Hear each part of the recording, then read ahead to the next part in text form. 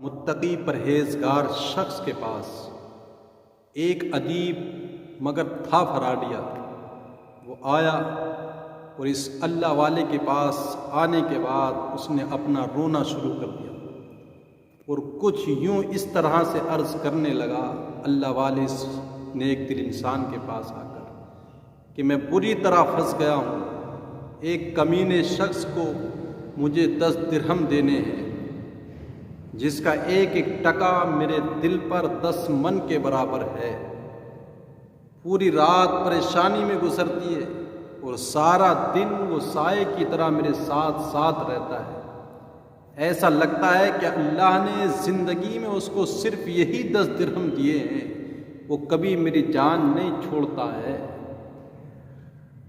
کوئی دن ایسا نہیں نکلتا کہ جس دن وہ میرے گھر کا دروازہ نہیں کھٹکھٹاتا۔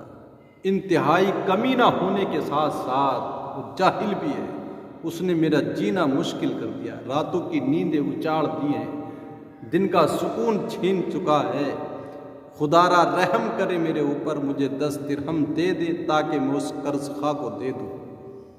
اللہ والے تو پھر اللہ والے ہوتے ہیں، رحم دل انسان ہوا کرتے ہیں، کیونکہ جس دل میں رب بستا ہے پھر اس میں مخلوق کا پیار ہوا کرتا ہے۔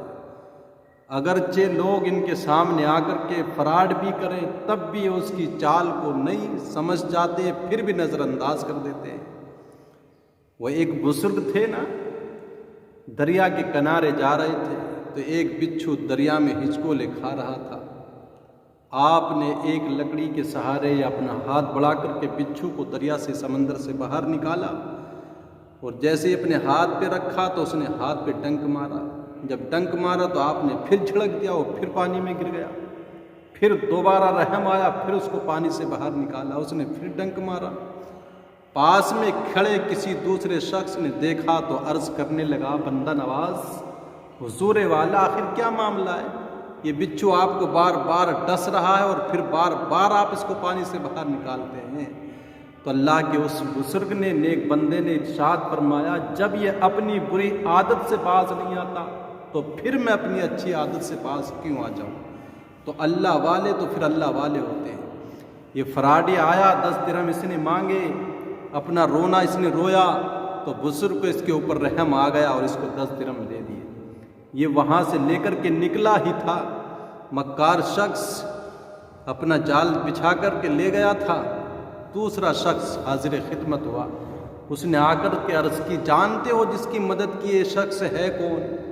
یہ انتہائی کمینہ شخص ہے، اتنا بڑا کمینہ ہے کہ اگر مر بھی جائے تو اس پہ رونا بھی جائز نہیں ہے، اچھے اچھوں کو یہ اپنے داؤ میں پھنسا لیتا ہے۔ بزرگ نے جب اس کی یہ باتیں سنی تو آپ نے ارشاد فرمایا غصے میں آ کر کے چپ ہو جا، زبان نہیں تو کان بن۔